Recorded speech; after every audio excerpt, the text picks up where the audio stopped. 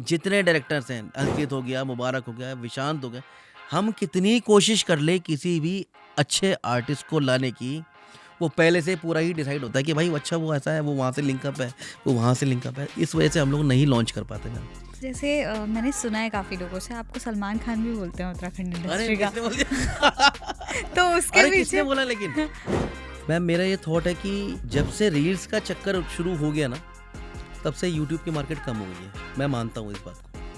और ये सभी लोग को पता है, लेकिन फिर भी लोग पता नहीं क्यों रील्स के चक्कर में भाग रहे हैं। रील्स ठीक है, रील्स एक ज़रिया है। जी। और सर जैसे रील्स की अगर हम बात कर रहे हैं तो बहुत सारे आर्टिस्ट ऐसे हैं जिनको रील्स के बेसिस पे और फॉलोअर्स के बेसिस पे चांस मिल रहा है। देखिए मैं डायरेक्शन करता हूँ, लेकिन मैं अपने कभी रील्स वाले एक्टर्स को नहीं उठाता हूँ। मैं किसी की बुराई नहीं कर रहा हूँ, क्रिटिसाइज़ नहीं कर रहा हूँ, लेकिन जो एक्टर है उसमें कहीं अच्छे एक्टर दबते हैं। बहुत चेंजेस हो गए मैम, बहुत ज़्यादा पिछले 26 साल में बहुत ज़्यादा चेंजेस हो गए। तो वो एक बहुत ही ज़्यादा सुंदर लड़का जिसे बोलते हैं, कि ऐसा लड़का जिसको लड़के बोले यार कितना सुंदर लड़का है, प्यारा लड़का है, वो था अजय सोलंकी। तो मैंने बोला अरे ये लड़का, इसका कुछ रोल होगा शायद। फिर थोड़ी देर बाद देखा वो लड़का वहाँ से वो उठा रहा। पता नहीं किसी कारणवश क्या हुआ कि हम उस समय उसको वहाँ लॉन्च नहीं कर पाए, लेकिन मेरे अंदर वो बात रह गई कि इसको यार इतना सुंदर लड़का, इसे मौका नहीं मिला, मेरे अंदर वो बात रह गई। नमस्कार, प्रणाम, पहलाग। तो कैसे हैं आप सभी? आशा करती हूँ आप सभी बहुत अच्छे होंगे। आज की जो हमारी मेहमान है वो सिर्फ एक डायरेक्टर नहीं, एक सिंगर भी हैं, एक कोरियोग्राफर भी हैं और उत्तराखंड को उन्होंने बहुत सारे हिट सॉन्ग्स दिए हैं। तो चलिए बात करते हैं हम अजय भारती जी से। आज वो हमारे बीच में हैं।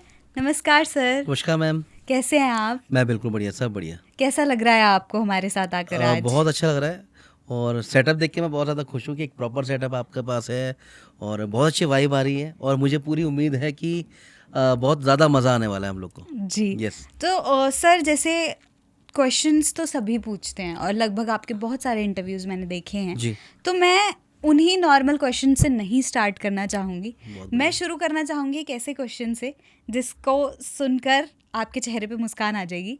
अपनी लाइफ का एक ऐसा बेस्ट मोमेंट बताओ जो आपको लगता है कि सबसे बेस्ट अगर मेरी लाइफ में मोमेंट था तो वो ये था। अ,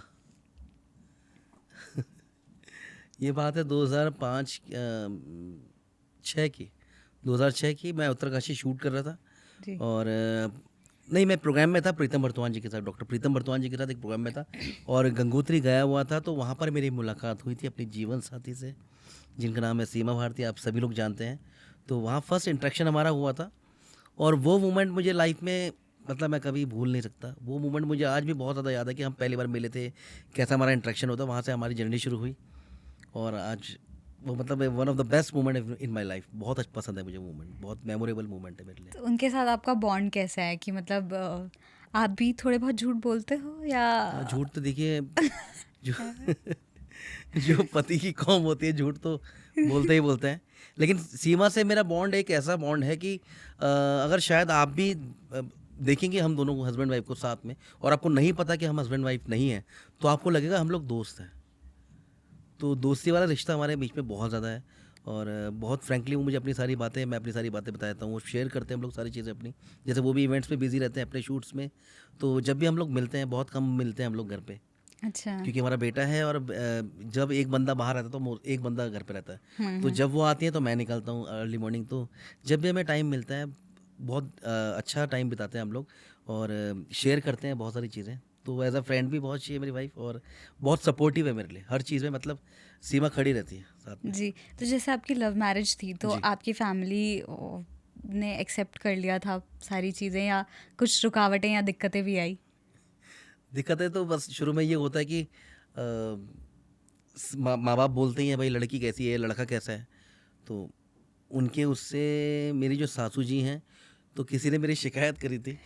तो मैं, वो एक सिंगर है उत्तरकाशी के, बहुत अच्छे भाई हैं हमारे, आज भी बहुत अच्छी मुलाकात है। लेकिन मैं धन्यवाद देता हूँ उन भाई का, मैं नाम नहीं लूँगा, कि उन्होंने मेरी सासू जी को बोला कि अरे, एक चुगली करने वाली जो बात होती है ना, कि अरे तुम्हारा जवाई कैसा है, सीमा का जवाई कैसा है।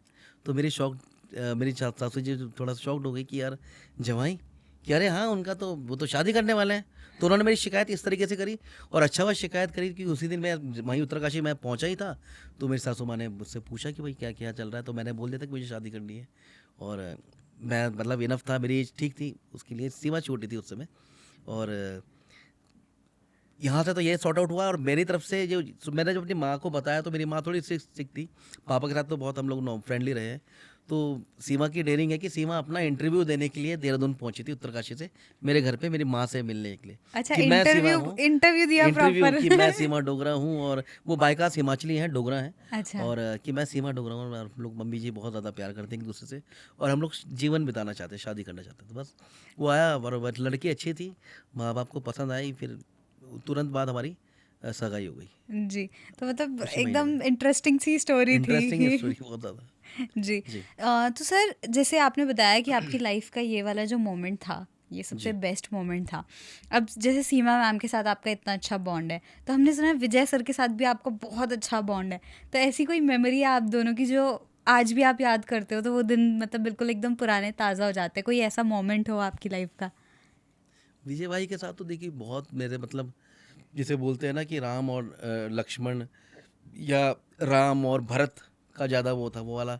तो मेरा अपने भाई के प्रति वही भरत वाला प्यार है, मतलब एक्सेस जिसे बोलते हैं, बहुत ज़्यादा। और मूवमेंट विजय भाई के साथ मेरा हमेशा ही अच्छा है। मैं एक मूवमेंट नहीं लूँगा, जितने हम लोग शूट में सबसे बेस्ट मेरा मूवमेंट ये रहता है कि जब हम लोग पीक में काम कर रहे थे, विजय भाई और मैं, 2005 6 7 8 9 10 11 12 13 14 तक, हम लोग दोनों भाई बहुत, उस समय डायरेक्टर्स भी कम थे और बहुत ज़्यादा पीक में काम करते। तो विजय भाई का एक अच्छी खासियत ये थी कि उनको एक्टिंग का बहुत ज़्यादा शौक था। उन्होंने, भाई ने बहुत ज़्यादा गाने करे हैं।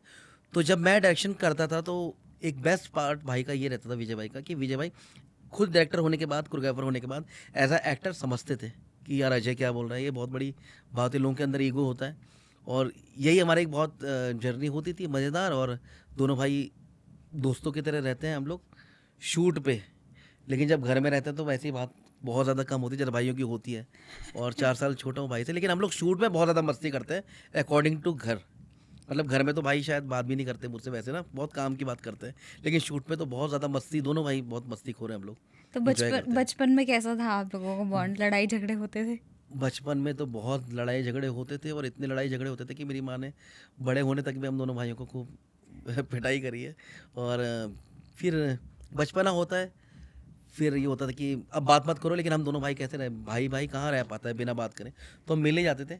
फिर थोड़ा सा जब 15-16 साल के हुए और एक ही लाइन में आ गए हम लोग, स्टेज शोज करते थे, तो उसके बाद हमारा बॉन्ड बहुत ज़्यादा अच्छा हुआ।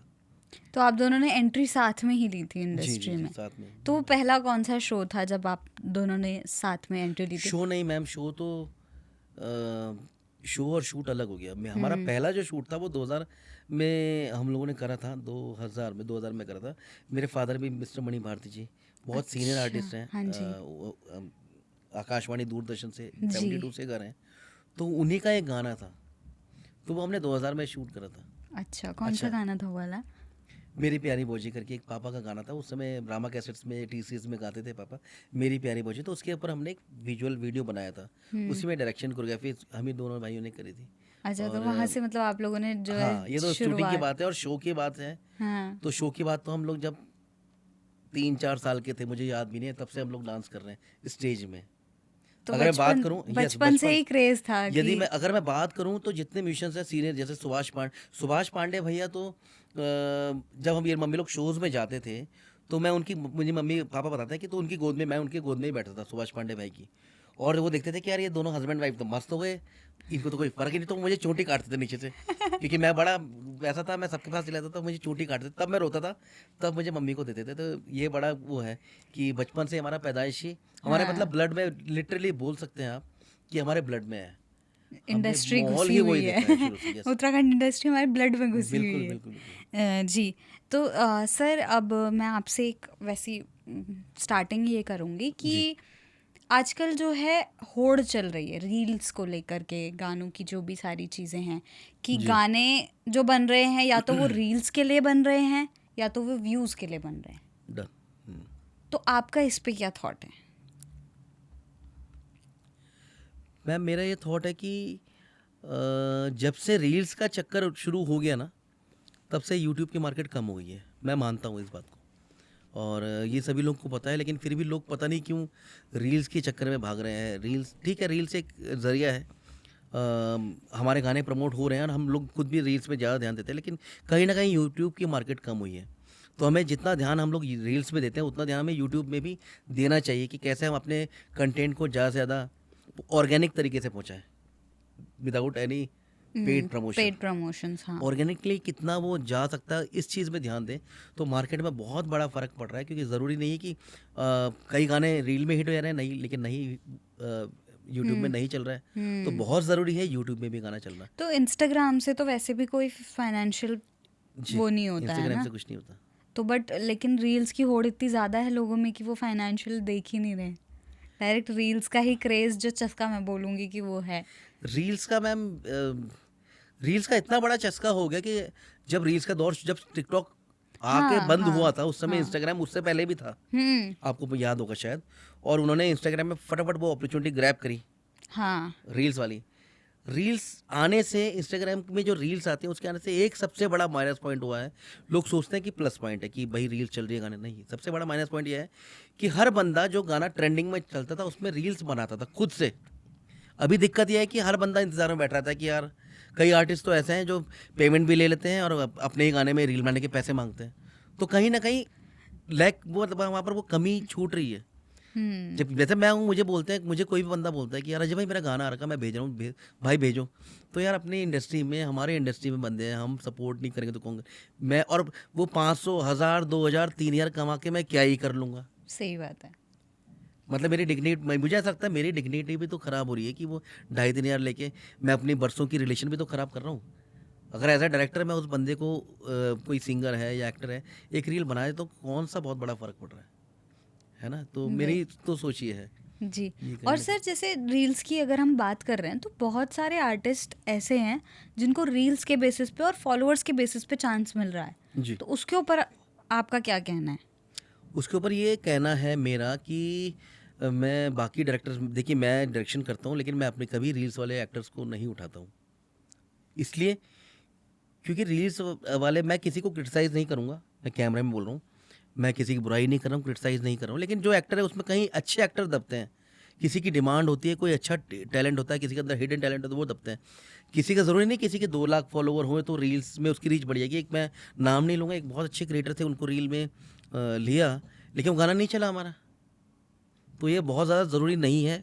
प्रोड्यूसर्स को भी बोल रहा हूँ जो मेरा पॉडकास्ट देख भी रहे हैं, कि आप फॉलोवर जिनके हैं उनको लेके रील बनाएं।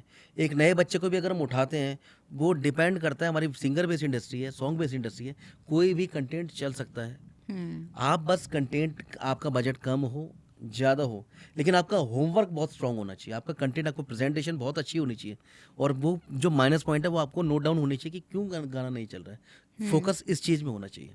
तो हाँ। मेरे हिसाब से मैम बहुत ज़्यादा फर्क नहीं पड़ता किसी को हाँ। रील वाले को उठाने से। जी, तो मतलब आपको क्या लगता है कि जो रील वाले क्रिएटर्स होते हैं, क्या उनके अंदर जैसे 30 सेकंड में वो जो चीज़ एक्सप्रेशन दिखा पा रहे हैं, तो आपने ऐसे क्रिएटर्स के साथ आप बता रहे हैं जी, कि मैंने जी। काम किया है, तो जैसे 30 सेकंड में वो एक्सप्रेशंस को अच्छे से दिखा रहे हैं, लेकिन क्या एक पूरे बड़े गाने में वो एक्सप्रेशन वो आ पाते हैं? क्या उनके अंदर इतना पोटेंशियल होता है? देखिए मैम, पोटेंशियल उनके अंदर पूरा होता है, मैं क्रिटिसाइज अगेन बोल रहा हूँ, दोबारा नहीं करूँगा। पोटेंशियल पूरा होता है, लेकिन उनका माइंड सेट होता है 20-30 सेकंड के लिए। उनका माइंड गेम जो है वो 30 सेकंड वाला ही है। हालाँकि अगर मैं रील बनाने की बात करूँ, अगर मैं खुद भी रील बना रहा हूँ, या बहुत सारे मैंने ऐसे बंदे देखे जो रील बना रहे हैं, तो प्रोफेशनल रील बनाने के लिए 8 से 10 टेक लगते हैं खुद से ही। तो वो 30 सेकंड की रील बनानी भी बहुत ज़्यादा टफ है मेरे हिसाब से। मेरे हिसाब से तो 10 मिनट का गाना बना सकता हूँ मैं, अगर मैं अपनी बात करूँ। लेकिन 30 सेकंड की जो रील बना रहे हैं उनका माइंड सेट है, लेकिन वो वहाँ पर जाके फेल हो जाते हैं, क्योंकि वहाँ पर तो अभी तो कैमरा मैं देख रहा हूँ, कोई नहीं है मेरे कमरे में, मैं एक्सप्रेशन दे रहा हूँ और चीज़ें फटाफट कर रहा हूँ, कोई नहीं दिख रहा है। लेकिन शूट जब हम लोग करते हैं तो हज़ारों लोग खड़े होते हैं, आप सड़क में कर रहे हो, आपको कोई अननोन बंदा दिख रहा है, कोई कमेंट कर रहा है, धूप लग रही है, वो ज़्यादा टफ है। वो रियल लाइफ ज़्यादा टफ रियल है लाइफ एज़ ज़्यादा कम्पेयर टफ टू है। Real life. यस। जी, तो सर जैसे हम आर्टिस्ट्स की ही बात कर रहे हैं, तो जी। जब आप जैसे कोई गाना आपको रॉ गाना मिल गया, तो उसके बाद आपके दिमाग में क्या रोड मैप रहता है कि उस गाने को लेके आपका प्रोसेस क्या रहता है कि किस तरीके से मैं ये करूँगा पहले, फिर मैं ये करूँगा, तो वो क्या रहता है आपका प्रोसेस? सबसे पहले मैं मैम गाना नोट डाउन करता हूँ, राइटिंग का शौक है मुझे। तो मेरा अभी तक के करियर में मैंने अपना जो भी गाना करा है, मैंने कभी बिना लिखे नहीं करा है। मैं उसको पहले नोट डाउन करता हूँ, फिर उसमें होमवर्क करता हूँ प्रॉपर कि इसमें कॉस्ट्यूम क्या लगेगी, या क्या डिमांड है इस गाने की, क्या मांग रहा है गाना। फिर वो एक फॉर्मेट बनाता हूँ, खाका बनाता हूँ, फिर कितना कोरस लगना चाहिए, नहीं लगना चाहिए, लड़की कैसी है, वो सब पॉइंट आउट लिखता हूँ। उसके बाद फिर मैं स्क्रीन प्ले का काम करता हूँ।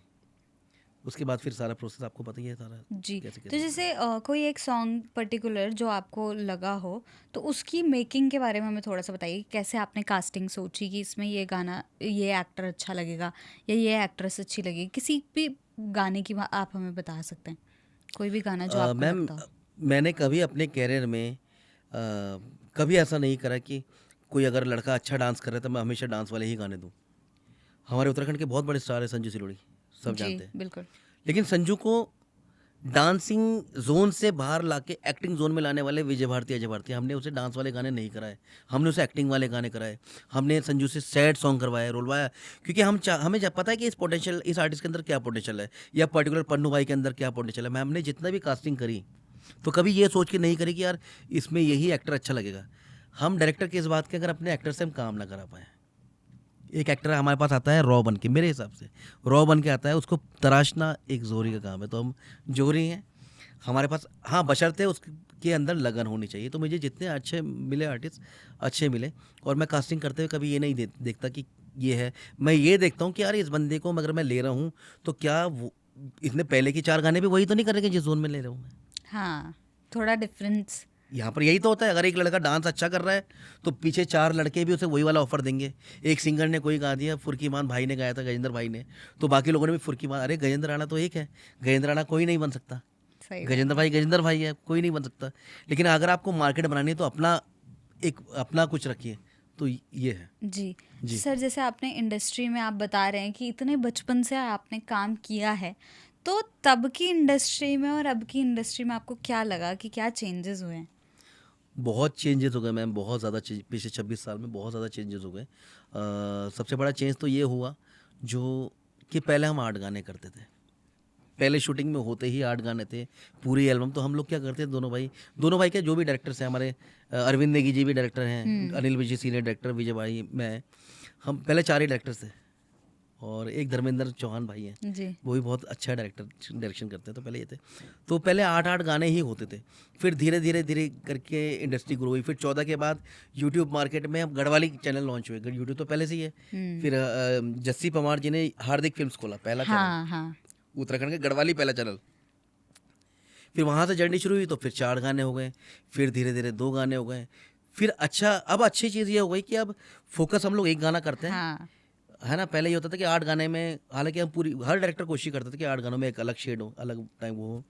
लेकिन फिर भी अभी हम क्या करते हैं कि अब इतने टाइम बाद, 2015 के बाद ये हो गया कि हमें एक गाना मिलता था, अभी उसमें पूरा प्रॉपर होमवर्क हो गया, पूरा फोकस करके उसको अच्छा बनाता। तो ये सबसे बड़ा चेंज है। बजटिंग का बहुत बड़ा फ़र्क पड़ गया है। पहले हम लोग सोचते थे कि ऐसा हो पाएगा, हम ऐसा कर पाते हैं, टेक्निकली हम ज़्यादा स्ट्रॉन्ग है अब। अच्छा। तो जी। सर, जैसे एक नॉर्मल बेसिक क्वेश्चन ये है कि अगर कोई गाना बनाना है हमको, कोई प्रोड्यूसर अगर आपका ये पॉडकास्ट देख रहा है, तो नॉर्मल एक बजट क्या लेकर चले दिमाग में? देखिए मैम, 2 तरीके के बजट होता है किसी भी चीज़ को लेके।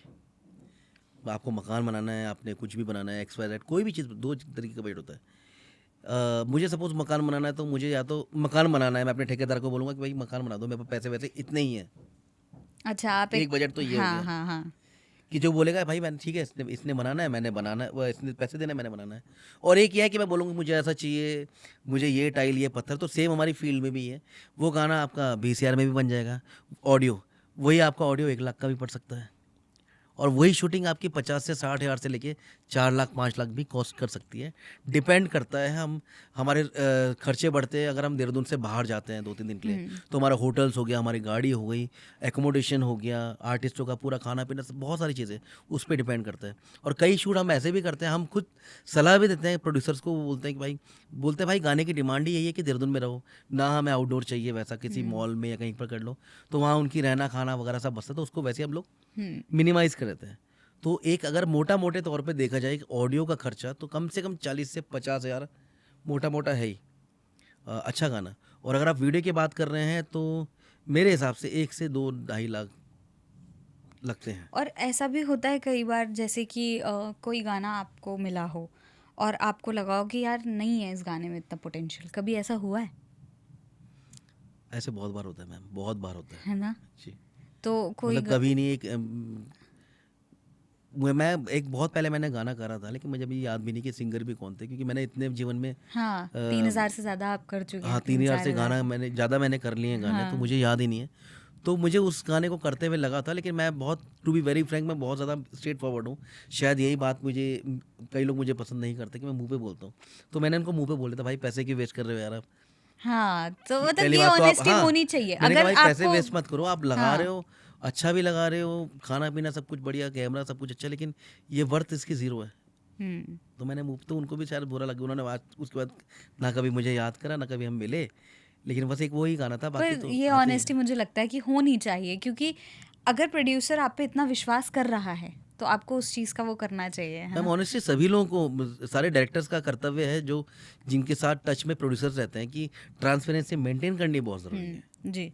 है ना? हाँ, जी। और सर जैसे पहले के जो गाने थे, जब आप लोगों ने शुरुआत करी थी, तो उस टाइम पे विजुअल्स पर इतना ज़्यादा फ़ोकस नहीं रहता था। हुँ, लेकिन अब के जो गाने हैं, अब कह सकते हैं काइंड ऑफ एक प्रेशर है हुँ, कि आपके ऑडियो के साथ-साथ वीडियो भी बहुत बेस्ट होना चाहिए। हुँ। तो उसको लेकर आपके क्या थॉट्स हैं? आपको लगता है कि विजुअल इम्पोर्टेंट है? मैं आपका थोड़ा-सा मैम पार्डन, मैं आपका थोड़ा-सा क्वेश्चन हल्का-सा गलत हो गया है, मैं आपको उसको, विजुअल का फ़र्क अभी नहीं पड़ा, ऐसा नहीं है कि अभी पड़ा।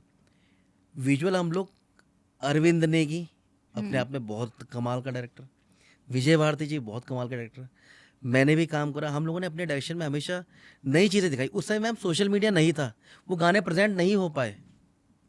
जैसे हुँ, कि बिमलू मैंने गाना करा था 2009 में, तो 2009 में मैंने विजय भाई को एक ऐसी थीम बनाई कि उनके पीछे कुछ वो गुंडे पड़े हुए हैं, आरती वर्मा थी, कि वो लड़का लड़की लेके भाग गया, विजय भाई उसमें हीरो भी थे, डायरेक्टर भी थे, मैं भी था, हुँ, कि वो लेके भाग गया, उसके पीछे गुंडे पड़े हैं, लिटरली प्रॉपर टीम पड़ी हुई है गुंडों की उनके पीछे, और उनको मारने के लिए।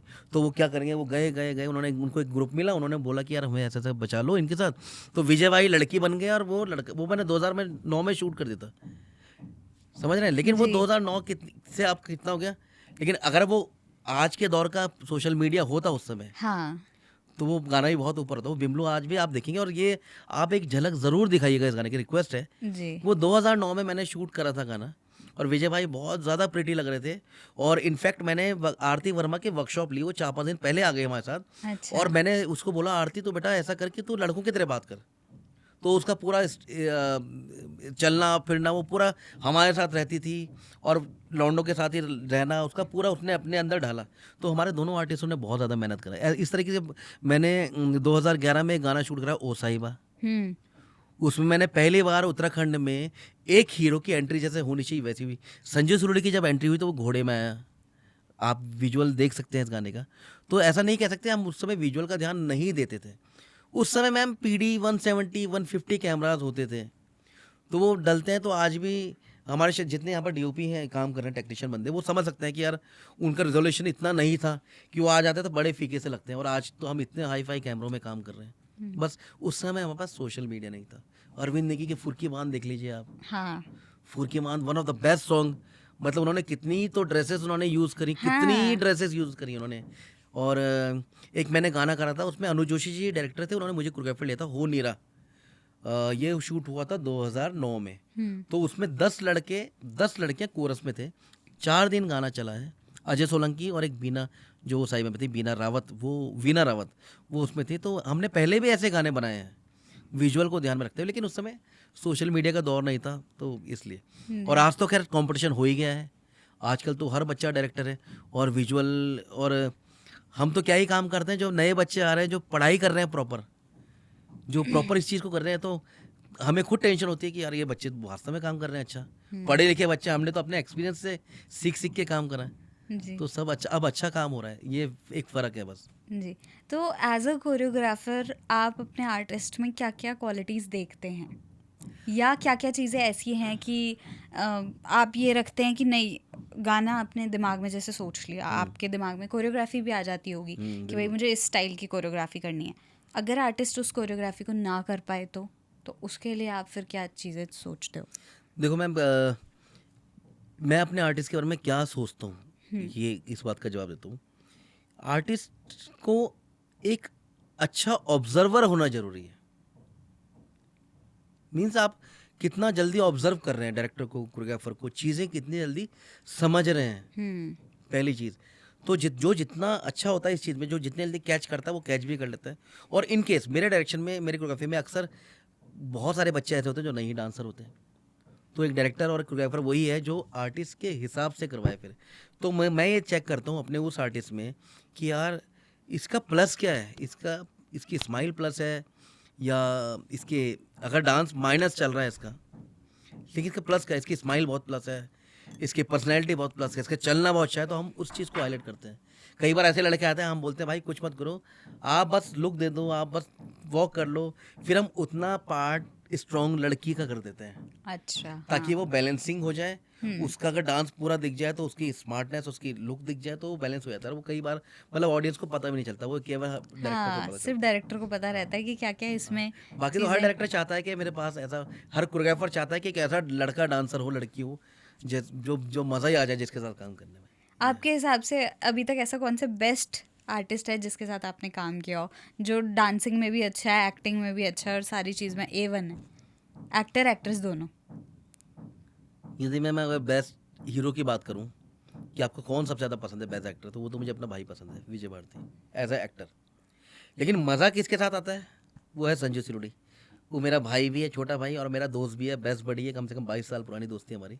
तो सबसे ज़्यादा मज़ा मुझे आता है संजू सिरोडी के साथ। जी। और बोलता है कई बार कि जैसे हम डांस करते थे तो मेरा थोड़ा डांसिंग जोन अलग है, तो कान में बोलता भाई थोड़ा सा हल्का हाथ रखना है, थोड़ा सा हल्का हाथ रखना। तो मैं समझ जाता था कि अच्छा इसको टफ पड़ रहा है कुछ, तो मेरी डांसिंग थोड़ी अलग है। हाँ, तो मज़ा ही आता है। लड़कियों की अगर मैं बात करूँ तो मुझे नताशा शाह के साथ काम करने में बहुत मज़ा आता है।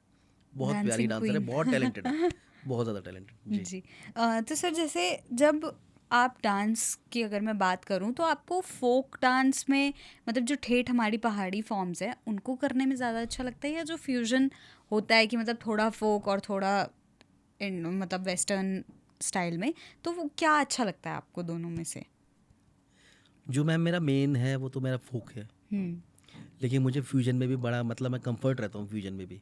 मेरे बहुत सारे सॉन्ग्स ऐसे हैं जो वेस्टर्न रहे हैं, वेस्टर्न बीट पे फ्यूजन रहे हैं, तो बहुत ज़्यादा वो है। लेकिन जो मेरा मेन, मुझे जो मज़ा आता है जिसमें, वो उत्तराखंड के फोक को रिप्रेजेंट करने में आता है। जी। और फोक में भी मैं, सॉरी आपकी बात कर रहा हूँ, फोक में भी मैं ये नहीं करता कि वो पुरानी चीज़ें, मैं रिक्रिएट करता हूँ कुछ नई चीज़ें। कुछ फोक में नई कई स्टेप्स ऐसे हैं जो आज के डायरेक्टर्स कोरियोग्राफर कर रहे हैं, लेकिन वो मैंने रिक्रिएट या विजय भाई ने रिक्रिएट अपने टाइम पे करी है। क्योंकि उस ज़माने में हम लोग, मेरे घर में प्रैक्टिस चलती थी दिन में 1 डेढ़ 2 बजे लंच के बाद से लेकर 7-8 बजे तक। और मैं बहुत सारे आर्टिस्ट, मतलब आपके शायद टेलीकास्ट में, यहाँ पर पॉडकास्ट में आएंगे भी बहुत सारे भी आर्टिस्ट जो उसका प्रैक्टिस का हिस्सा रहते थे। 7 घंटे 8 घंटे की प्रैक्टिस। जी। जी। तो सर जैसे जब आप फोक के इतने बड़े ज्ञानी हैं, आर्टिस्ट, आपको प्रॉपर आता है, कोरियोग्राफी आपको फोक में बहुत अच्छी पकड़ है, तो मैं जानना चाहूँगी कि जिन लोगों को नहीं पता फोक की कुछ फॉर्म्स के बारे में। मैम सबसे पहले तो मैं बोलना चाहूँगी कि मैं ज्ञानी नहीं हूँ। सबसे पहली चीज़, मैं बहुत छोटा आर्टिस्ट हूँ और मैं अभी भी सीख रहा हूँ। जी। मतलब आज भी मुझे नर्वसनेस ज़रूर रहती है अपने किसी भी काम को शुरुआत करने के लिए, क्योंकि सामने वाला बंदा बोलता है कि अजय भारती इतना टाइम से पुराना बंदा है, तो एक जिम्मेदारी बहुत ज़्यादा बढ़ जाती है यार, कि उनको अच्छा ही चाहिए। ऑडियंस को कोई मतलब नहीं है हमारे पास पैसा है नहीं है, कम बजट लग रहा। बाकी फ़ोक के बारे में अगर मैं बताऊँ तो फ़ोक मुझे करना बहुत ज़्यादा पर्सनली पसंद है। फ़ोक की कुछ फॉर्म्स हैं, झुमेलो हो गया, थड़िया हो गया, चौफला हो गया।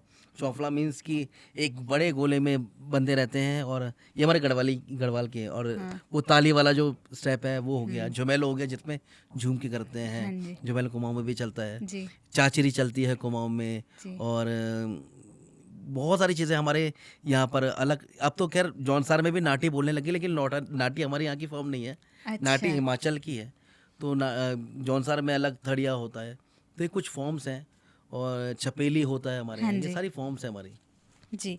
तो सर जैसे जो छपेली वगैरह होती है, तो ये किस किस इवेंट्स में होती है, मतलब जैसे गांव में जब आपने कई मैम बार। जैसे कई थड़े चौफला होता है कि जैसे फसल कट रही है गांव में कहीं। अच्छा। तो पहले ज़माने में ऐसा था, फसल कट रही है दिन भर में करा, रात को एक जगह पे गेट टुगेदर करके अच्छा। थड़िया चौफला चल रहा है। मतलब एक इंजॉयमेंट फसल कटते हुए, या ओकेशंस जितने होते थे, या अपना भैलू खेलते हैं उसमें दिवाली के टाइम पे। तो जितने शादी ब्याह के जितने ओकेशंस होते हैं उनमें ये सारी चीज़ें बेसिकली चलती हैं। जी। तो सर जैसे आप इतने सारे गाने बनाते हैं, तो ऐसा कभी हुआ है कि एज अ सिंगर, जी। सिंगर के दिमाग में कुछ और चल रहा है, स्टोरी लाइनअप और वो सारी चीज़ें, और आपके दिमाग में बिल्कुल डिफरेंट आ रहा है, तो ऐसा किसी गाने में हुआ है कि सिंगर ने कुछ और सोचा हो कि यार इस गाने में ना ऐसा करेंगे, लेकिन आपको लगा कि नहीं इस गाने में ये चीज़ हो सकती है तो अच्छा लगेगा? जो बिमलू का मैं ज़िक्र कर रहा हूँ उसमें ऐसे ही था, वीरेंद्र राजपूत जी ने अच्छा। गाना गाया था और डिस्कशन हुआ था, वीरेंद्र भाई से मेरा तो नहीं लेकिन शायद भाई के साथ हुआ था। तो वो चाह रहे थे कि रोमांटिक सॉन्ग जैसे पहाड़ी गाना बनता है, लेकिन मुझे लगा कि यार ये गाने में हम लोग एक लड़का-लड़की आए, फिर तप्पड़ में नाच रहे हैं, डांस कर रहे हैं, गाना खत्म हो जा रहा है, कुछ मज़ा नहीं आ रहा है। तो थीम बनाने के लिए फिर मैंने यही वाली स्टोरी डाली थी जो मैंने आपको बताई है अभी, हाँ, कि भाई-लड़की बने थे। तो और 1-2 गाने और थे, तो तो मतलब कई बार होता है कई बार ऐसे होता है, कई बार मिसमैच, ऐसा तो मिसमैच। उसको वो वो करने लेकिन के लिए हमारे लिए चैलेंज रहता है कि वो गाने को फिर आपको हिट भी करना है। अगर आप किसी को किसी का अगेंस्ट जाके कोई चीज़ कर रहे हैं, हाँ तो रिस्पॉन्सिबिलिटी बढ़ जाती है। जी। तो और जैसे आपको क्या लगता है कि हमारे गानों में ओरिजिनलिटी अब कम हो चुकी है, हुँ। और उसका क्या कारण है कि क्यों धीरे धीरे ओरिजिनलिटी ख़त्म होती जा रही है?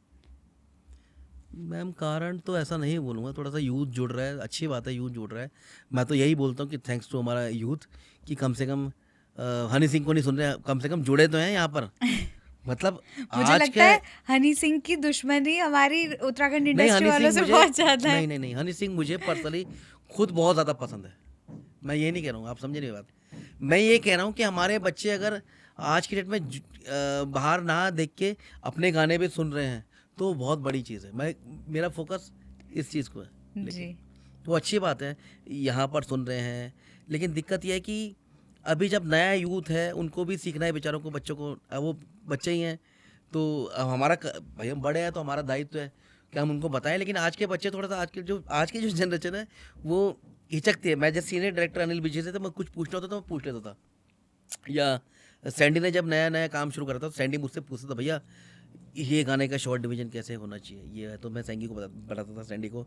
या सतीश आर्य बहुत अच्छे हमारे कोरियोग्राफर डायरेक्टर हैं।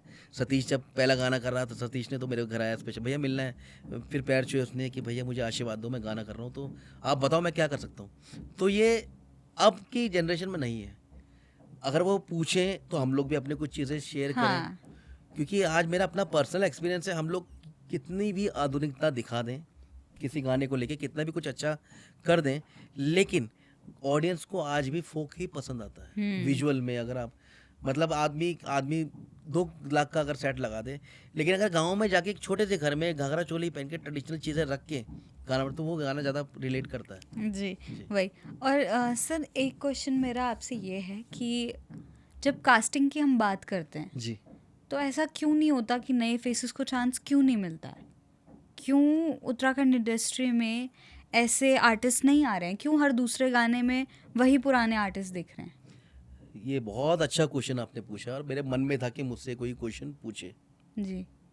मैम पहले क्या होता था ना कि जब दिल्ली में सारा सेटअप था, सारी companies, T Series, Rama cassette, Neelam cassette, तो यहाँ पर जितने डायरेक्टर्स थे, हम लोग काम लेने के लिए दिल्ली जाते थे पहले। ठीक है, दिल्ली जाते थे, फिर हम बजट देते थे। अभी क्या कुछ टाइम से ये हो गया कि अभी जैसा आप लोग का म्यूज़िक का स्टूडियो है।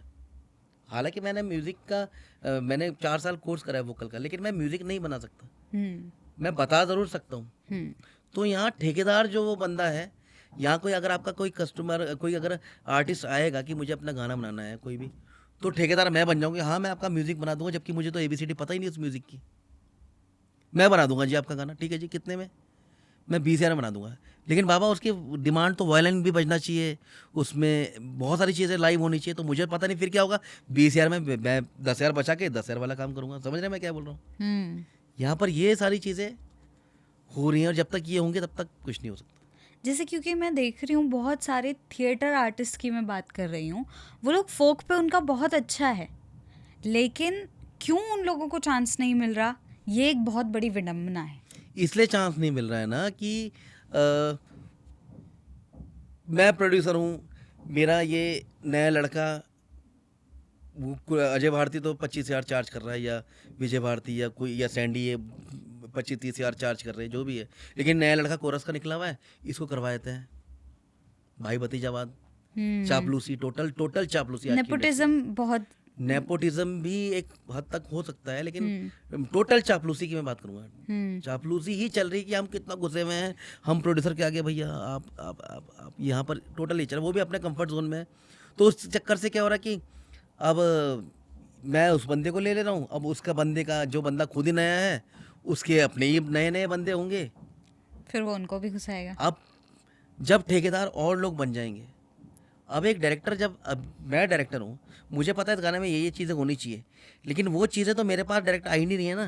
वो गाना तो मेरे पास ऐसे बंदे के थ्रू आ रहा है जिसको दूर दूर तक कुछ ABCD पता ही नहीं है, वो बजट उठा ले रहा। अब मैं बोल रहा, वो मुझसे पूछता भाई क्या होना चाहिए, मैं बोलता भाई ऐसा होना चाहिए। भाई ऐसा तो हो ही नहीं सकता, क्यों? क्योंकि मेरे पास बजट ही नहीं है। वो सही है अपनी जगह, हाँ, लेकिन गलती तो उस बंदे की है जो उनको काम दे रहा है। सही बात। और उस चक्कर से अजय भारती कितना बोलते हैं, सैंडी गोसाई, विजय भारती, अरविंद नेगी, जितने डायरेक्टर्स हैं, अंकित हो गया, मुबारक हो गया, विशांत हो गया, हम कितनी कोशिश कर ले किसी भी अच्छे आर्टिस्ट को लाने की, नहीं वो पहले से पूरा ही डिसाइड होता है कि भाई अच्छा वो ऐसा है, वो वहाँ से लिंकअप है, वो वहाँ से लिंकअप है। इस वजह से हम लोग नहीं लॉन्च कर पाते मैम। वरना हर डायरेक्टर चाहता है कि ना, हर डायरेक्टर चाहता है कि मेरे पास एक ऐसा आर्टिस्ट हो, क्योंकि मेरा भी तो नाम होना है। हाँ, मेरी काबिलियत तो तब दिखेगी जब वो आर्टिस्ट एक्स्ट्रॉर्डनरी होगा, तो वहाँ पर चीज़ें ख़त्म हो जाती है। फिर एक यही रीज़न है कि यहाँ पर हम अच्छे लोगों को नहीं मौका दे पा रहे, अच्छे लोग नहीं आ पा रहे। कुछ लोग बच्चे रील की वजह से हट जा रहे हैं कि उनके फॉलोवर अच्छे हैं,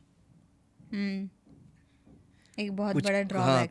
कुछ इस वजह से किसी कोई भाई भतीजावाद, कभी कोई प्रोड्यूसर आया कि भाई मेरा तो लड़का ही हीरो बनेगा, मैं पैसा लगा रहा हूँ, ऐसा भी हो रहा है ना। और नेपोटिज्म की मैं अगर बात करूँ तो ज़रूरी नहीं है कि नेपोटिज्म की वजह से कई अच्छे, हम भी तो नेपोटिज्म वाले ही हैं। हाँ, वही।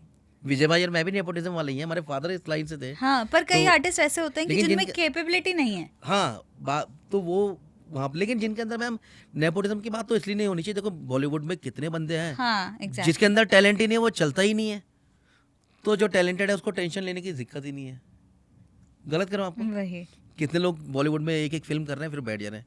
जी। ये तो सर जैसे जब आप कोरियोग्राफी वगैरह करवाते हो, जी तो ऐसा कभी हुआ है कि सबसे टफेस्ट कोरियोग्राफी रही हो आपकी, चाहे वो वहाँ लोकेशन पे लेकर जी। हो, कि लोकेशन आपने ऐसी चूज कर ली कि बहुत डिफिकल्ट हो मैं रहा था, कोई एक इंसिडेंट? मैं 2009 का एक गाना बताऊंगा आपको मैम, और मैं रिक्वेस्ट करूंगा आप इस गाने को ज़रूर चलाना। साप सिंह रमोले जी का गाना था, और अगेन अजय विजय भारती जाने जाते थे उस दौर पे क्रिएटिविटी के लिए, कि हम क्रिएटिव सॉन्ग्स करते थे। और अब आप लोग शायद देखना उस गाने को, तो गाना था साप सिंह रमोला का, सरुजा तो ए बिना रेंदुनी, सरुजा तो ए बिना रेंदुनी। गाना बड़ा अच्छा था, रोमांटिक था। मैंने बोला भाई को, मैंने कहा भाई यार, हम दोनों भाई बहुत घंटों डिस्कशन करते थे कि यार इसमें क्या चीज़ हो जाए।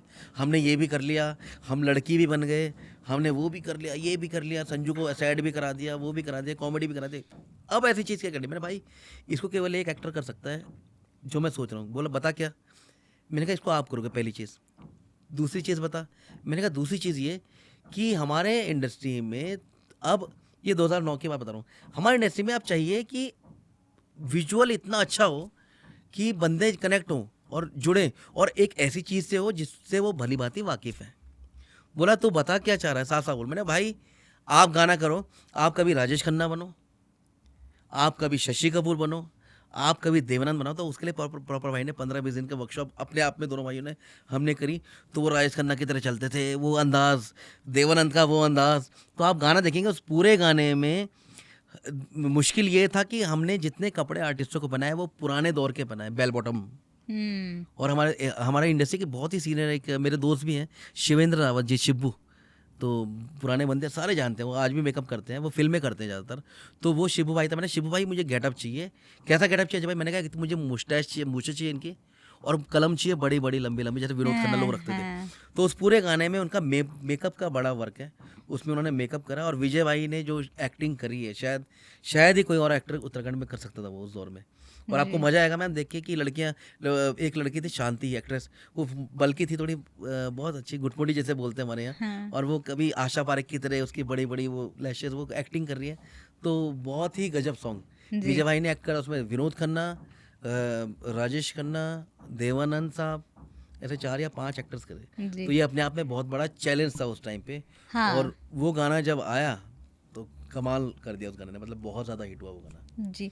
और सर जैसे मैंने सुना है काफ़ी लोगों से, आपको सलमान खान भी बोलते हैं उत्तराखंड इंडस्ट्री का। किसने बोल दिया? तो उसके अरे पीछे किसने बोला लेकिन?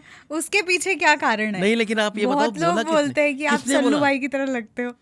अरे यार मुझे ना मुझे मेरे पापा ना मैं अपने पापा के बहुत ज़्यादा क्लोज हूँ, बहुत ज़्यादा क्लोज हूँ। तो मेरे पापा ना कभी बोलते, जब मैं शेव शुव करता हूँ ना, मैं हंसता हूँ, पापा बोलते हैं तो सलमान खान लग रहा है। मैं पापा पापा आपको कुछ चाहिए क्या? मैं वैसे दे दूंगा, बताओ। तो पता नहीं क्यों, लेकिन और मुझे तो बिल्कुल नहीं लगता। मैं तो बल्कि पहले मैं ठीक था, गुड लुकिंग था। अब मैं सोच रहा हूँ मैं वेट कम करूँ, लूज करूँ, लेकिन वेट हो ही नहीं रहा यार। यार ये वाला पैट काट ही देना यार, लोग मजाक उड़ाएंगे मेरी। बोला ये अमजद खान लग रहा है, इसको सलमान खान क्यों बोल रहे हैं? नहीं नहीं नहीं नहीं, ऐसा सर। कुछ नहीं है। पता जी नहीं किसने आपको गलत इन्फॉर्मेशन दे दी है। जी। तो सर जैसे जो आपने रीजनल से लेके, अब मैं बात करना चाहूँगी नेशनल लेवल की चीज़ें जो जी आपने करी हैं, जी। जैसे बॉलीवुड में 72 मार्टियर्स हाँ हु नेवर हाँ डाइड, हाँ। उसकी कोरियोग्राफी करी आपने। जी। तो उसका सफ़र कैसा था? मतलब कैसे आपको अप्रोच किसने किया? मतलब किस तरीके से आपने वो फिल्म ली? उन सारी चीज़ों के बारे में थोड़ा मैम उसके जो डायरेक्टर हैं अविनाश ध्यानी, हम्म, वो बहुत अच्छा मेरा दोस्त है। अविनाश मतलब बहुत बेस्ट बड़ी, बहुत अच्छा दोस्त है। और अविनाश जानी यहाँ पर गाने भी करते थे गढ़वाली, ये बहुत कम लोगों को पता है। अनुज जोशी जी के साथ उन्होंने कभी तो खुलेली रात और 2-3 फिल्में करी हैं। और एक थी भूल गया, वो शेर के ऊपर थी। उसमें वो करेक्टर करा उसमें, जिसमें उसमें वो शिकारी बना हुआ था। तो 3-4 फिल्में कर चुका है अविनाश, बहुत सारे गाने कर चुका है। और वो मेरा दोस्त भी था, और उन गढ़वाली गानों में भी मैं कोरियोग्राफर डायरेक्टर रहा। एक चीज़। दूसरी बात, 72 आवर्स से पहले भी वो मुंबई था, बहुत अच्छा काम कर रहा था अविनाश। और एक दिन फ़ोन आता है, 72 से पहले की बात है, कि अजय भाई एक फ़िल्म बना रहा हूँ मैं, फ्रेडरिक, और उसमें कोरियोग्राफ करना है और शान का गाना है। तो उसने मुझे, मतलब मैं तो कहूँगा बॉलीवुड में मुझे उसने चांस दिया। तो वो गाना भी आज भी है और बहुत अच्छा गाना है, अब देखिएगा। शान ने गाया था, बहुत ज़्यादा मुझे पसंद आया। लेकिन वो इतनी ज़्यादा हाइप नहीं बनी जितनी 72 की बनी। उसके बाद एक फ़िल्म और करी, उसके बाद अविनाश और मैं जुड़ चुके थे वैसा, मतलब बॉलीवुड इंडस्ट्री में। तो 2017 में मेरे को अविनाश ने बोला कि अजय भाई ग्रैंड फिल्म कर रहा हूँ मैं, और बहुत बड़े बजट की, क्योंकि अविनाश 4 साल से उस पर रिसर्च कर रहा था, जसवंत सिंह जी के ऊपर। जी और अजय भाई आप, मैं चाहता हूँ आप उसका पार्ट बने।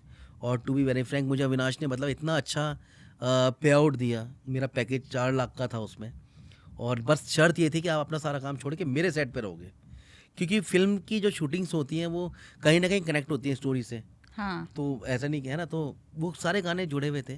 तो मुझे अविनाश ने जोड़ा, और मेरा एक बहुत अच्छा प्रोजेक्ट रहा 72 आवर्स, बहुत अच्छा एक्सपीरियंस रहा। बैराट खाई चक्राता में एक बहुत बड़ी जगह है, एक बहुत बड़ा पहाड़ है, बुग्याल है, वहाँ पर अविनाश ने गवर्नमेंट से परमिशन ली। और उस लड़के ने मतलब ज़बरदस्त, पूरा गांव गांव में लोग होते हैं 100-200, 450 लोगों का क्रू था पूरा टोटल उस पहाड़ी में। और कम से कम 20 टॉयलेट वहाँ बनाना, और पता नहीं कितना उस पहाड़, मतलब वो 1.5 किलोमीटर ऊपर उससे था जहाँ पर गाड़ियाँ खड़ी होती थी। तो 1.5 किलोमीटर तक पानी ले आना, पता नहीं कहाँ से रिसोर्सेज गवर्नमेंट से बोल के उसने, पता नहीं कितना पानी वहाँ लगा रहता था। तो उस फिल्म का एक अलग ही एक्सपीरियंस रहा मैम। शान के गाने थे उसमें, मोहित चौहान के गाने थे, बहुत अच्छे अच्छे जी गाने थे। तो अच्छा है। बाकी इसके अलावा मैंने पंजाबी गाने भी करे हैं, मैंने राजस्थानी गाने बहुत ज़्यादा करे हैं, मैंने भोजपुरी गाने भी मैम करे हैं, जी। बहुत गाने करे हैं भोजपुरी में मैंने। तो रीजनल कोरियोग्राफी में और जो अलग कोरियोग्राफीज होती हैं उनमें क्या डिफरेंस रहता है? कुछ डिफरेंट नहीं है मैम। अच्छा। डिफरेंट इसलिए नहीं है कि लैंग्वेज एक है। लैंग्वेज एक में मीन्स की परिभाषा तो एक है ना, मतलब किसी भी चीज़ की, गाने की भी देखो 7 ही सुर है ना। टेक्निकल भी तो ये नहीं है कि वो गढ़वाली गाना होगा तो उसमें मेरा कैमरा ऐसे चलेगा, या मूवमेंट, या मेरा फ्रेम ऐसा रहेगा। हिंदी होगा तब भी वही वैसा रहेगा। हिंदी में थोड़ा सा बजट को लेके फैसिलिटीज़ बहुत ज़्यादा हमें मिल जाती हैं। जैसे मुझे 72 आवर्स में वैनिटी मिली, कम से कम 6 वैनिटी थी वहाँ पर। तो यहाँ पर हम लोग नहीं अफोर्ड कर पाते, बस इतना फ़र्क है। बाकी टेक्निकल चीज़ें तो वही हैं सारी कुछ, जी। है ना। और अगर अजय भारती जी कोरियोग्राफर, डायरेक्टर, एक्टर नहीं होते तो क्या होते? मैम, या तो मैं सिंगर होता, और या मैं कोई बिजनेस कर रहा होता अपना। क्योंकि मेरा, मुझे ऐसा लगता है, कई लोग बोलते हैं कि मेरा बोलने के स्किल्स अच्छे हैं, किसी को इंटरेक्ट करना। तो आज भी मैं प्रमोशन, मुझे मेरे प्रमोशन में बहुत अच्छा करता हूँ। तो मैं ये होता, या तो ये कर रहा होता या सिंगर होता। और कोई हिडन टैलेंट है आपके अंदर जो अभी तक किसी को भी नहीं पता? हिडन टैलेंट सिंगिंग का हम सबको पता है, सिंगिंग का मैम सबको पता है, हाँ सिंगिंग का सबको पता है। उसके अलावा मैम मैं स्केचर बहुत अच्छा हूँ, मैं स्केचिंग करता हूँ और मैं पेन से स्केचिंग कर लेता हूँ, मतलब मुझे रबड़ की ज़रूरत नहीं पड़ती। तो शुरुआत में बचपन में मैं करता था बहुत, तो मैं घंटों, उस समय देखो सोशल मीडिया होता नहीं था और हम ऐसे बच्चे थे भाई और मैं कि हम यारी दोस्ती वाले शुरू से नहीं थे। हम बाहर पार्टी में बैठना, बाहर नहीं, हम घर में ही रहते थे।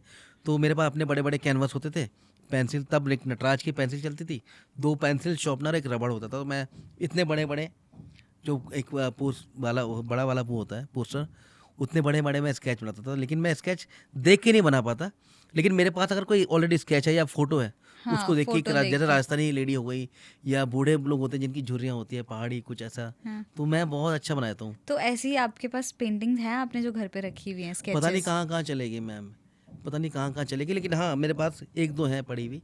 और अब वही टैलेंट मेरे बेटे के अंदर भी है। मेरा बेटा बहुत अच्छे स्केच बनाता है, बोलते हैं ना कुछ गुण पता नहीं कहाँ से आया था, लेकिन वो आ गए उसमें।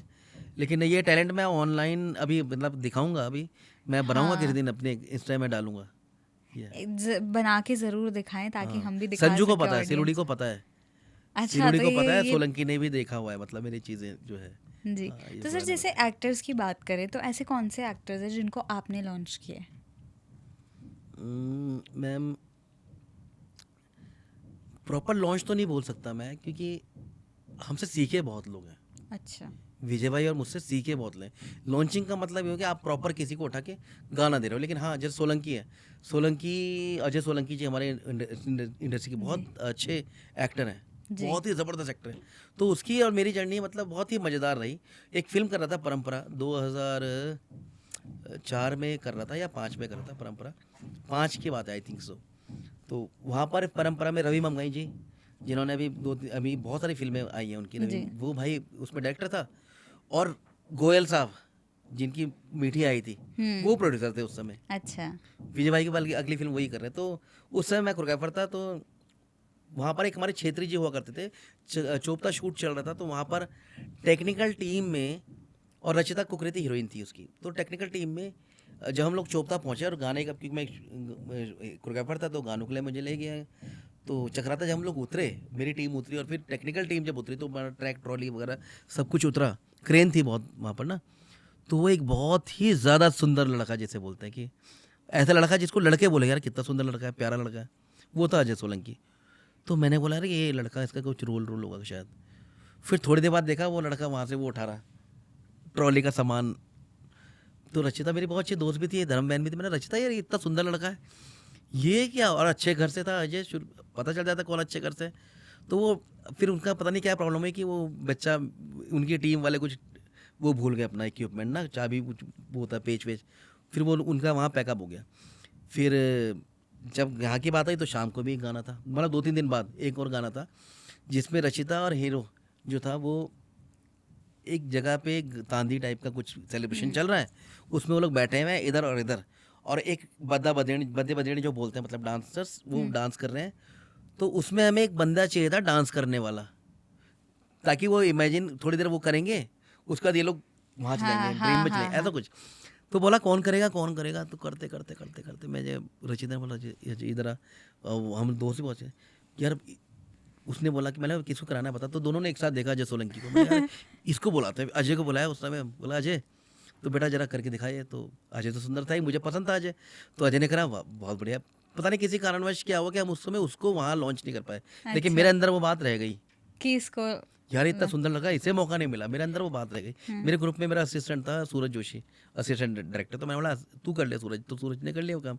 फिर हम देहरादून आए, ये बात है 5-6 की बात आई थी। तो देहरादून आए तो हम लोग एक एल्बम कर रहे थे प्रीतम जी की, नाम भूल गया मैं उसका, बिरमा बंदोल। बिरमा बंदोल बहुत ज़बरदस्त नंबर था। तो बिरमा बंदोल टाइटल सॉन्ग में था जब 8 गाने आते थे, और उसके लिए हमें एक फ्रेश लड़का चाहिए था जिसके लंबे लंबे बाल हों, हाइटेड हो, स्लिम ट्रिम हो और जो लगे पर्सनैलिटी। तो हम ढूंढ रहे थे, मैंने विजय भाई को बोला, मैंने विजय भाई एक लड़का मिला मुझे, कहाँ, अच्छा कहाँ का है, बुला ले। मैंने कहा यार वो थोड़ा दूर है, कहाँ रहता है, मैंने कहा विकास नगर। मैंने कहा मैं नंबर है बुलाऊँ, ऑडिशन लेते उसका, बोला बुला। तो फ़ोन करा, दूसरे दिन अपनी बाइक में अजय सोलंकी जी आ गए साथ में। तो बोला हमने ऑडिशन लिया, तो मैंने तो ले रखा था, मैंने भाई देखो गाना कराया उसे, और वो भाई बिग क्लिक पे ये तो बहुत बढ़िया लड़का है यार। उस समय केवल संजू एज एक्टर चलते थे, संजू, पन्नू भाई, अजय भारती, विजय भारती, हम एक्टिंग भी करते थे। उस समय केवल 4 लोग एज एक्टर चलते थे। तो एक ये तो लड़का अच्छा है, तो उसे हमने तुरंत उस समय लॉन्च कर दिया उसको, प्रीतम बर्तवान जी का गाना। मतलब आज भी प्रीतम जी का गाना करने के लिए लोग तरसते हैं। तो उस दौर में और वो एकदम से लड़का क्लिक हुआ। और साथ में हम लोग कर रहे थे रमसा गुरखैंड वीरेंद्र राजपूत जी की, बहुत ज़बरदस्त। उसमें भी एक इसको हिट गाना दिया और वहाँ से अजय सोलंकी आज तो आसमान में है बिल्कुल। बहुत अच्छा काम करता है लड़का, बहुत मेहनती लड़का है, तो उसके लिए बोल सकते हैं। बाकी 2-3 लोग और हैं जी। हाँ।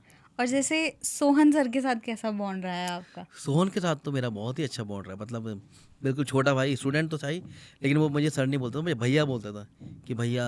और एक बार का किस्सा बताता हूँ आपको। कुछ खास दोस्तों को पता है मुझे ना प्रॉब्लम है सोने की। मतलब जब हम लोग ट्रैवलिंग करते थे पहले यार दो अब होता था आज भारती जी आप आ जाओ, तो ग्रुप तो चलता नहीं था। तो मैं क्या करता था, 5-6 घंटे का मेरे लिए बड़ी होती थी तबीयत कर, मैं सो जाता था। मुझे आज तक आदत है। हम लोग शूटिंग कर रहे थे 2007-8 की बात है, तो सोहन और मैं बाइक से देहरादून आ रहे थे और मुझे सोने की प्रॉब्लम है, बाइक चला रहा था। तो अब मैंने नया फ़ोन ले रखा था उस समय, दूसरा ही तीसरा दिन था। और बातचीत करते करते वो पहले बात करता रहा, सोहन करता रहा। उसके बाद सोहन चुप हो गया, उसने लीड लगाई, गाना सुनने लग गया मसूरीज में। अब मुझे ना नींद आने लगी, मैं बाइक चलाते थे, मुझे झपकी लगने लग गई। थोड़ा रास्ते में पहुंचे, मैंने सोहन बात कर ले यार कि अरे भैया मैं कुछ बात कर रहा हूँ। वो अपने ही मूड में था। और ये आर्यन स्कूल राजपुर रोड में जो आर्यन स्कूल है, तो मुझे वहाँ पर लिटरली जो है नींद आ गई। 10:30-11 बजे की बात है, मुझे नींद आ गई। और लगभग 500 मीटर तक मेरी नॉर्मल, उससे पता ही नहीं कि क्या हुआ। और जैसे हम ढलान से उतरे और मुझे दिखा नहीं, मेरी गाड़ी सीधा स्किड करते हुए दोनों हम लोग गए। तो उसके भी यहाँ पर पूरा छिल गया। लेकिन मैं नींद में था और मुझे पता ही नहीं चला कि मुझे लगा कि मैं सपना देख रहा हूँ और सपने में गिर गया। मैं लेटा हुआ हूँ और यूँ खून निकल रहा है। और सोहन ने सोचा कि भैया मर गए। और वो रोते हुए, अब वो पतला दुबला था, एकदम उठ गया, खड़ा हो गया और रोते हुए, भैया भैया क्या हो गया आपको? तो मैं उठा और मैंने बोला मेरा फ़ोन कहाँ है सोहन? तो लोगों ने, पहले लोग इकट्ठे हो गए, फिर लोगों ने गाली दी कि यार पिए खाए हुए होंगे लड़के। तो उसका मेरा एक ऐसा बॉन्ड रहा, मतलब बहुत ही अच्छा गुरु शिष्य का जो बॉन्ड है, बहुत ज़्यादा प्रेम मेरा उसके प्रति और उसका मेरे प्रति बहुत अच्छा रहा शुरू से ही। जी। तो सर अब इस चीज़ को, इन कॉन्वर्सेशंस को यहीं पे हम रैप अप करते जी हैं एक आखिरी क्वेश्चन के साथ, जी। कि उत्तराखंड इंडस्ट्री में ऐसा क्या है जो आपको लगता है कि ये चीज़ हटनी चाहिए, और ऐसे क्या चीज़ है कि आपको लगता है कि ये चीज़ ऐड होनी चाहिए? जैसे इसी में मैं ऐड ऑन करूँगी कि क्यों ऐसा हो रहा है, उत्तराखंड में सिर्फ कुमाऊनी गाने चल रहे हैं और गढ़वाली नहीं चल रहे हैं। तो इन चीज़ों को ध्यान में रखते हुए ऐसी क्या चीज़ें हैं जो आपको लगता है कि ऐड ऑन होनी चाहिए और आउट होनी चाहिए? ठीक है, मैं पहले ये जवाब दूंगा कि क्या चीज़ रखनी चाहिए, क्या चीज़ हटानी चाहिए। जी। तो पहले हटाने की बात करते हैं। मैम, हमें उत्तराखंड के आर्टिस्टों को ना सबसे पहले अपना ईगो साइड में रखना चाहिए। हम लोग बहुत छोटी जगह में हैं अभी, हम लोग इतने बड़े नहीं हैं कि हमारी बहुत बड़ी इंडस्ट्री नहीं है, 1 करोड़ रुपए नहीं ले रहे हैं। तो हमें एटीट्यूड किस बात का, एटीट्यूड नहीं होना चाहिए। सबसे पहले अपनी ईगो प्रॉब्लम रखनी चाहिए। मैं अपने हर इंटरव्यूज़ में भी बोलता हूँ और कोशिश करता हूँ मेरा मैसेज ज़्यादा से ज़्यादा लोग सुने। कि सपोज़ किसी का गाना आता है, तो अगर अजय भारती शेयर कर देगा तो मेरा कौन सा बहुत बड़ा लॉस हो जाएगा। लेकिन हाँ, मेरे एक शेयर करने से अगर उस सिंगर का, उस एक्टर का, उस कंपनी का कुछ शेयर्स बढ़ते हैं तो मुझे करना चाहिए। क्योंकि भले ही आज मैं उस गाने का डायरेक्टर नहीं हूँ, मैं कल तो हो सकता हूँ उस बंदे का, उस टीम का हिस्सा। तो यदि ये सोच हर बंदा रखे तो क्या हो सकता है, बहुत कुछ हो जाएगा, बहुत कुछ बदल जाएगा। तो सबसे पहले हमें अपना जो ईगो प्रॉब्लम है, जो क्लैशेस हैं कि यार फलाने डायरेक्टर का आया है, अरविंद नेगी का आया है या अंकित का आया है, मैं क्यों, जो अच्छी चीज़ है वो अच्छी है। गुलाबी शरारा चला तो वो इंटरनेशनल मार्केट में चला, मतलब विदेशों में भी लोगों ने, अंग्रेज़ों ने भी बनाया है। वो किल है, अफ्रीकन है, उसने बनाया है, तो वो चला तो चला। हमारे लिए प्राउड की बात है कि यार हमारे अंकित ने वो चीज़ बनाई है, तो उसको प्राउडली बोलना चाहिए कि यार अंकित ने बनाया है, ठीक है। या मेरा कोई गाना, या विजय भाई का कैमरा गाना बहुत ज़्यादा चला, हाँ, बहुत ज़्यादा चला कैमरा। बहुत ही ज़्यादा। मेरा पिंक प्लाजो बहुत ज़्यादा चला, जी। जो हर शादी में बोल हीरा बोल बहुत ज़्यादा चला। तो हमें एक ईगो, ये चीज़ छोड़नी चाहिए। जो चीज़ अच्छी है वो उसे सबके सामने अच्छे बोलने में मुझे नहीं लगता कि कुछ नुकसान होना चाहिए। यही चीज़, अगर यही धारणा सब लोग कर लें डायरेक्टर्स, एक्टर्स, कंपनी वाले, आज कंपनी वाले जितने प्रोड्यूसर्स हैं उनका विभाजन नहीं है, उनका आपस में मतभेद नहीं है। जी। जब भी कोई ओकेशन होता है ये लोग सब पार्टी करते हैं, बैठते हाँ। हैं, डिस्कशंस करते हैं। तो हमारा डायरेक्टर्स का क्यों नहीं हो सकता? तो ये ईगो प्रॉब्लम मुझे लगता है छोड़नी चाहिए। जी। दूसरी बात मैंने हल्का आपको हिंट दे दी कि क्या चीज़ होनी चाहिए। होना यही चाहिए, एक दूसरे का सपोर्ट होना चाहिए। जी। आज अगर अंकित का गाना आया है तो अजय भारती शेयर करे, विजय भारती शेयर करे, यार सैंडी करे, सैंडी का गाना आया तो, क्योंकि काफ़ी पहले मैंने ये कोशिश करी थी, ये मुहिम चलाई थी कि यार किसी भी नए बंदे का गाना आता था मैं, तो मुझे मेरे एक फ्रेंड ने बोला यार तुझे ज़्यादा खुजली है कि तू किसी भी गाने करता है, वो तो तेरे गाने में, तो मुझे फ़ील हुआ। एक टाइम तक मुझे नहीं फ़ील हुआ, लेकिन मुझे एक टाइम के बाद ये फ़ील हुआ कि यार वास्तव में इस बंदे के मैं लिटरली 8 से 10 गाने खुद शेयर कर रहा हूँ, लिख रहा हूँ, अच्छा कमेंट लिख रहा हूँ, लेकिन वो तो हमारे गाने में रिस्पॉन्स देते भी नहीं। तो ये कहीं ना कहीं ईगो प्रॉब्लम है। तो ये हमें मिटाना पड़ेगा, यही हमारी इंडस्ट्री को ग्रो कर सकता है। वरना बॉस, आज हम फिल्म बनाते हैं और हम लोग लिटरली भीख मांगते हैं कि हमारी फिल्म देखने आ जाओ। ऐसा क्यों है? आज भोजपुरी फिल्म लगती है, हमें पता चलता है, आज पंजाबी फिल्म लगेगी, हम लोग देखने तुरंत पहुंच जाते हैं। हम गढ़वाली फिल्म देखने क्यों नहीं पहुंचे? मैम, अगर हमारे आर्टिस्ट इतने हैं ना, इतने आर्टिस्ट हैं हमारे, कि हमें तो लोगों की ज़रूरत ही नहीं है। अगर हमारे आर्टिस्ट ही सारे आ जाए ना, तो हमारी फिल्म तो वैसे ही ऑलरेडी कमाई पूरी कर लेगी। बिल्कुल। ये एक बहुत मतलब एक ट्रुथ है। अगर सारे आर्टिस्ट, अब आर्टिस्टों के अंदर ये देखो, ये भी एक ईगो प्रॉब्लम है। मैं क्यों जाऊँ? मैं तो हुई नहीं उस फिल्म का हिस्सा, मैं क्यों जाऊँ फिल्म देखने? नहीं, आपको जाना चाहिए, आपको देखना चाहिए। आप दूसरे से कैसे एक्सपेक्ट करेंगे कोई फिल्म देखने आएगा? आप एज आर्टिस्ट खुद नहीं जा रहे हैं। हम्म। तो ये चीज़ हटनी चाहिए और ये चीज़ ऐड होनी चाहिए, जो मेरे हिसाब से है। दूसरा, इसी से रिलेटेड हमारा आपका दूसरा वाला क्वेश्चन भी है, और इसी से रिलेटेड हमारा दूसरा आंसर भी है कि क्यों कुमाऊनी गाने ज़्यादा चल रहे हैं और गढ़वाली गाने कम चल रहे हैं। उसके लिए मैं, और मेरी इस बात का, मेरे संदेश का कोई भी अदरवाइज ना ले। जो मैंने प्रॉब्लम बताई, ईगो प्रॉब्लम, कि किसी सिंगर ने गाया, वो अपने चैनल के लिए, तो जब गाना गाता, देखो पैसा आप ले रहे हो, सिंगर, एक्टर, कोई भी पैसा ले रहा है, पैसा आप ले रहे हो सामने कंपनी से, प्रोड्यूसर दे रहा है ना, पैसा प्रोड्यूसर दे सकता है, और भी बहुत, अगर 1 लाख खर्च कर सकता है, 1 करोड़ भी खर्च कर सकता है, अगर आप उसके हिसाब से चलेंगे। लेकिन ये क्या है कि गढ़वाली, मैंने कहीं नोटिस करे, गढ़वाली सिंगर्स एक दूसरे के गाने प्रमोट नहीं करते। अगर वो उसने किसी के लिए गाना गाया, नई कंपनी के लिए, उसके गाने की रील नहीं बनाएगा, अपने एक चैनल के लिए बनाएगा। तो ये सब चीज़ें, बशर्ते अगर हम कुमाऊनी इंडस्ट्री देखें, तो कुमाऊनी इंडस्ट्री में ये सब लोग यार, इंदर आर्य का गाना आता है तो नीरज चौपाल गाना बनाते, रील बनाते हैं, उन्हें क्या ज़रूरत है? लेकिन नहीं, वहाँ सपोर्टिव नेचर है। तो जिस जगह पे सपोर्टिव नेचर रहेगा ना, वो इंडस्ट्री हमेशा ग्रो करेगी। किसी एक्टर का आता है, एक्ट्रेस का आता है, तो वो लोग करते हैं एक दूसरे के गाने को प्रमोट। तो मेरे हिसाब से मैम, सीधा सा लॉजिक एक ये है कि इसीलिए कुमाऊनी गाने चल रहे हैं, और वो लोग मेहनत भी कर रहे हैं, गाने भी अच्छे हैं, लिखने वाले भी अच्छे हैं। यहाँ पर मैं ये नहीं कह रहा हूँ कि यहाँ पर नहीं है, यहाँ पर केवल यूनिटी की प्रॉब्लम हो रही है हमारे गढ़वाल में। जी। वैसे तो उत्तराखंड एक है, मैं गढ़वाल कुमाऊँ क्या कर रहा हूँ, लेकिन क्योंकि गढ़वाली और कुमाऊनी गानों की बात चली, इसलिए मैं ये बात बोल रहा हूँ। तो अगर हम ईगो साइड में रख के, गाना कुमाऊनी हो, जौनसारी हो, गढ़वाली हो, कोई भी हो, आज कितने प्राउड की बात है कि पहले पंजाबी, क्या नाम, गढ़वाली शादी में पंजाबी गाने बजते थे, लेकिन आज पंजाबी क्या, साउथ इंडियन क्या, कोई भी शादी ले लो आप, गढ़वाली गाने बजते, तो हमारे लिए कितने बिल्कुल। प्राउड की बात है ना? मैं जब जाता हूँ किसी वैसे ओकेशन में, बाहर बेंगलोर गया था एक बार, तो वहाँ एक फंक्शन था, तो वहाँ हमारे गढ़वाली गाने बज रहे थे, बहुत ज़बरदस्त तरीके से बज रहे थे। तो कितने प्राउड की बात है। फिर चाहे वो मेरा गाना भी बजा, भाई का ही बजा, अंकित का ही बजा, सबके बजे। तो ये प्राउड मूवमेंट है, और यही चीज़ें हैं। अगर हम छोड़ दें इन चीज़ों की, कौन बड़ा है कौन छोटा है, सब एक है यार, सब काम कर रहे हैं। और दूसरी बात, यूट्यूब की इंडस्ट्री में कोई बड़ा सिंगर, कोई छोटा सिंगर नहीं है मैम। बिल्कुल। मानते हैं आप इस बात को?